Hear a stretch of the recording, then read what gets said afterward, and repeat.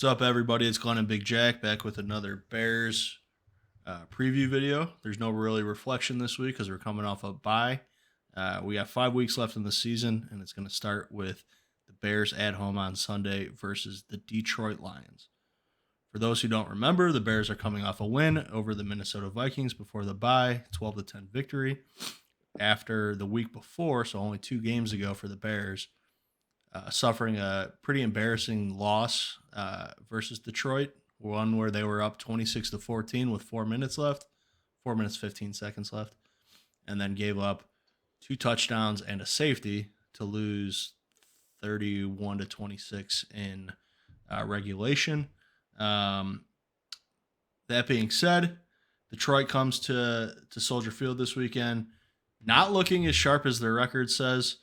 Jack has kind of been all over it this year. If you watch our gambling videos, where he's called the Lions a house of cards.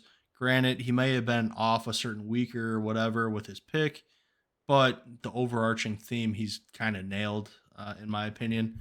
Um, I mean, coming into this week, if you're looking at the Lions, I think their defense is just very suspect. It's not what you would expect when you picture this coaching staff and, oh, we're gonna eat knees and bite kneecaps and whatever else, and their defense just isn't very good. Their offense does do some things, um, but maybe we focus on the Bears. 5 games left to go. If you watched our video last week, we did kind of do what are we looking for the last 5 games of the season. It starts this week against the Lions. Big Jack, uh, maybe a quick your mental state of what's going on with the Bears with five weeks to go, and then maybe we could just kind of roll into your keys. There's not a whole lot to reflect on because we already talked about the game at Minnesota with last week's video. Coming off the bye, might be a little bit of a shorter video. Yeah, no doubt. Yeah, just real quickly, my only thoughts are kind of like we touched on towards the end of that last discussion. I want to win. I don't really care about losing for draft stock. I'd rather win. I think that's more valuable. I think the potential for Fields to prove himself to be worthy of an extension is still on the table. And I think that that's something that would be more beneficial to this organization long run if you feel confident. And I'm not saying I don't think there's any way he can play himself into extension talks, considering some of the what he is lacking. That's pretty evident at times, certainly glaring almost. But I think there is enough room for him to potentially play himself into that fifth year option, and it sort of gives you another 2 years, and you can kind of figure it out, build a team, trade back, don't take a quarterback number one overall. I think these next few weeks, next 5 games, really shape the future entirely. And I want to win. I want this team to continue to progress. This defense keep doing their thing.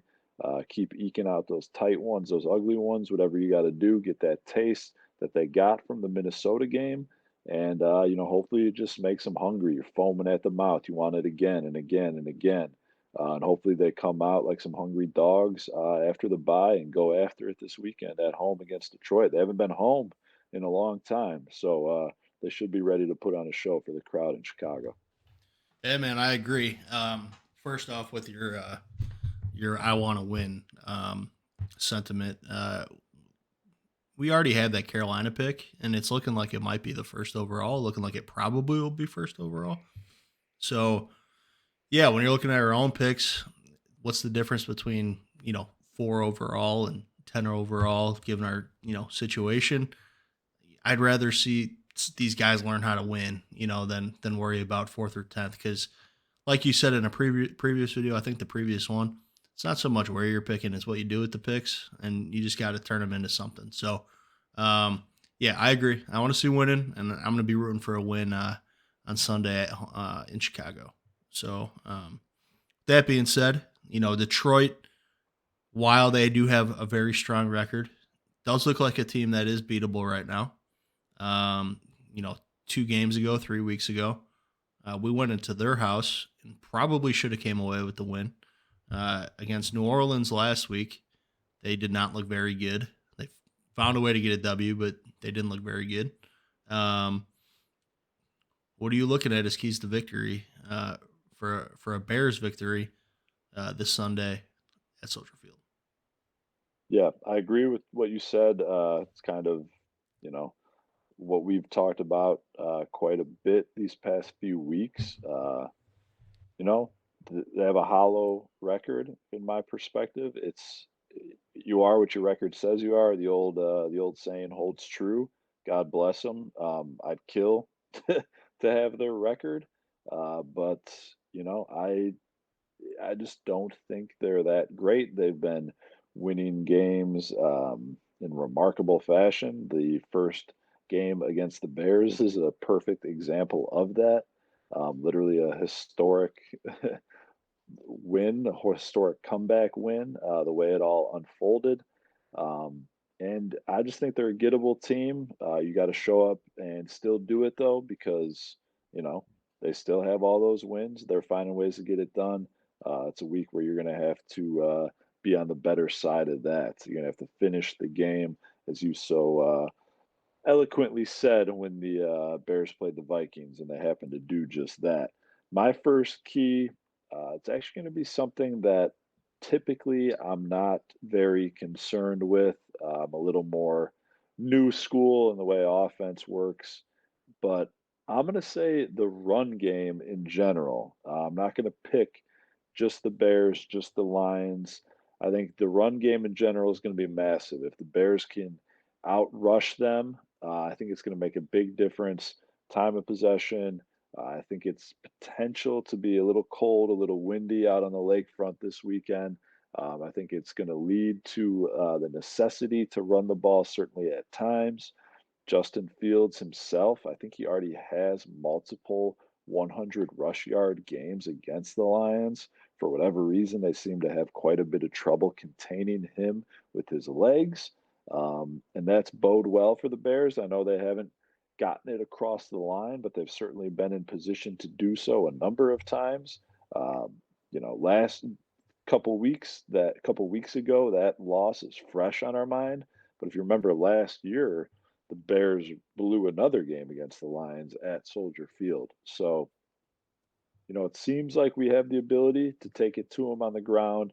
Got to have our run defense continue to do what they have been doing, being the best run defense in the league these last couple weeks, couple months now. Montgomery coming back to Chicago, he's going to want to get it going. Jameer Gibbs has been explosive at times. I think that run game is going to be massive either way, kind of controlling those trenches. And, the Bears, if they're going to win this game, they're going to have to outrush the Detroit Lions. Yeah, I love that key. Like you said, it is a little bit old school. It is a little bit um, maybe obvious to a certain degree, but if you could dominate the ground attack and time of possession, and get a little physical with your opponent, I think that does a lot. And like you said, it seems like we're kind of able to do that against this Detroit team. Um, uh, I did see that the Bears currently have the number one defense in terms of hitting ball carriers on the run, like the yardage before getting hit at all. If that makes sense, I don't know what the right word is, but yards before contact, maybe. Um, as a defense, they're number one in the NFL when it comes to the run. So their run defense, I mean, we've said it a couple different ways. It's remarkable how much it's improving this year compared to last year. Maybe shouts out to some of the guys on the interior, guys like Billings, guys like Dexter, maybe even Justin Jones a little bit. Shout out to the linebackers for once these big guys are doing some things and creating chaos up front for making their tackles. It's been one of the more remarkable turnarounds in terms of one aspect of a defense that I can remember, going from maybe the worst run defense last year to one of the better ones this year. But yeah, I think that's a spot where we could definitely take advantage of the Lions. What's your key number two, Jake? Yeah, no, just going off what you were just saying, quickly, I heard something this week about how, much the Bears' pressure rate has increased since the addition of Montez Sweat, allowing them to, a lot of people were kind of complaining about how, why don't we bring blitzes? Why don't we change the looks, bring more pressure, this and that, get something going so we can get these quarterback pressures. But now, just with that simple addition of Montez Sweat, it's kind of allowed Eberflus's defense and his system that much more to kind of sit back in the coverage that he likes while they're still sort of rushing the quarterback enough to be as effective as they have been lately. So Yeah, that's he's super been great. encouraging to see. Yeah, really huge difference maker. So key number two along that thread, Jared Goff. Ben Johnson's done a great job with him. Credit to them both, but he still hasn't shown a lot of ability to get it done outdoors, colder weather games. It's kind of his kryptonite, in my opinion. And I think that it could be again this weekend. The Bears have done a great job turning the ball over these past few weeks.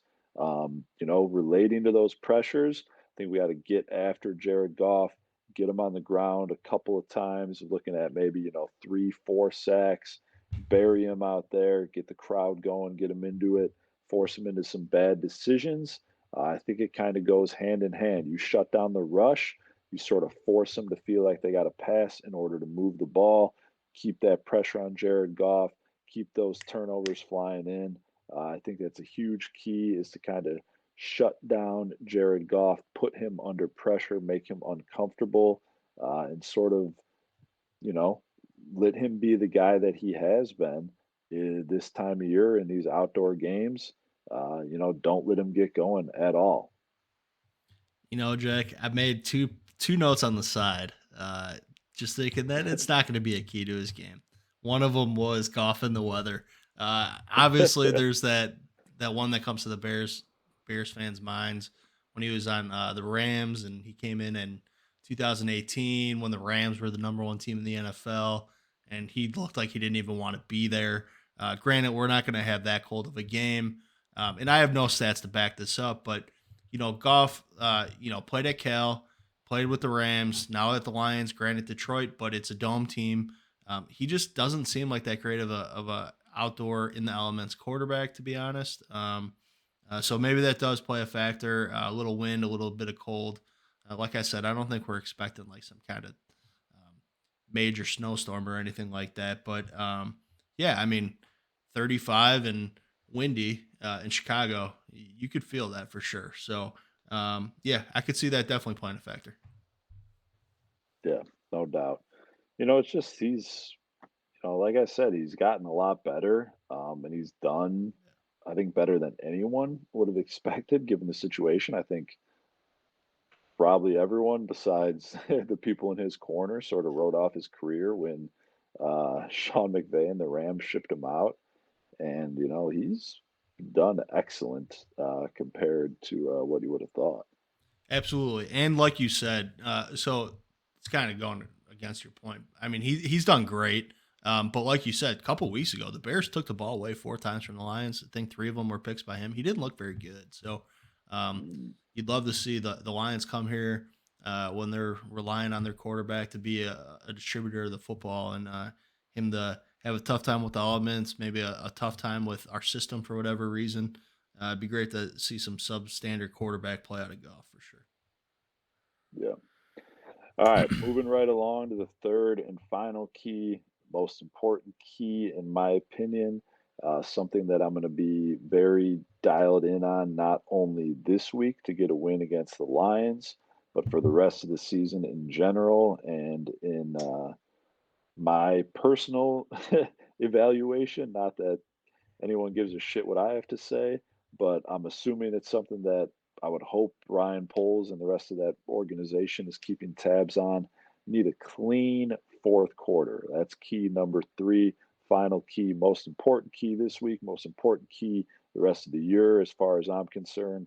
Clean fourth quarters. Justin Fields has had a gross propensity to turn the ball over down the stretch of football games. Even in that Minnesota game, we're kind of chipping away ugly, but we're winning, holding on, doing what we got to do to get it done. Puts the ball on the floor twice in those last couple minutes. Just can't happen. It kind of ties into your key a couple weeks back about just being able to finish football games. And to do that, you got to play clean. Can't turn the ball over. Got to move the chains. Got to play smart. Just get the little chunk plays here and there you can, stay ahead of it. Don't have any negative plays. You can't be taking, these 8, 10, 12-yard sacks out of the blue to kill a drive. Can't be having these penalties that are drive killers. Limit the penalties. We've had a lot more this year for whatever reason in year 2 under Eberflus, and you can't turn the ball over in the fourth quarter. I get it's a tough game. Stuff's going to happen over the course of it, but that fourth quarter comes around. That's winning time. You got to lock in, focus in, clean fourth quarter. I want no penalties, no turnovers. Take care of business. I think you have no problem winning this football game at home. All right, those are the keys. Jack, you know, imagine how good Fields would be if he could have clean fourth quarters, man. Oh my god. Oh my god. But with that being said, Jack's keys are controlling the run game both offensively and defensively, or winning the run game, we'll call it.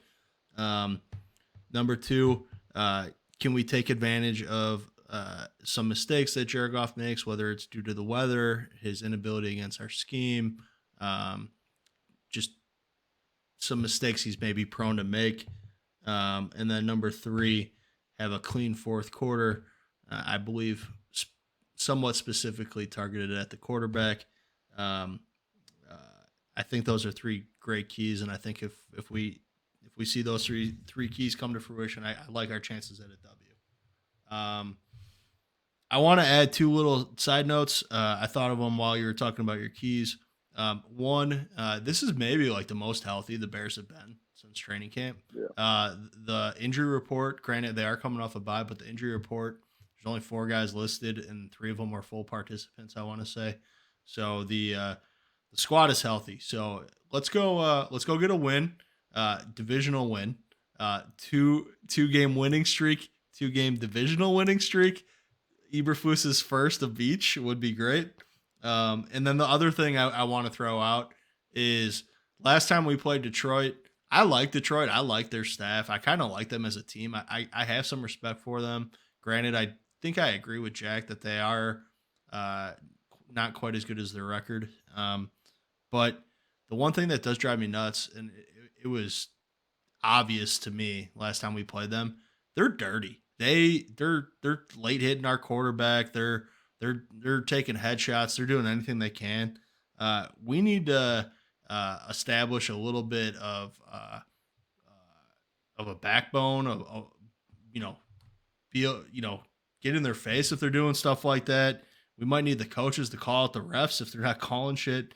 Keep an eye out on Detroit and their after the whistle antics and their headshots and all that kind of shit. So just kind of want to throw that out there too. I know I'm probably tinfoil hat when it comes to that, but that's how I feel. So just a couple of things I wanted to add, Jack.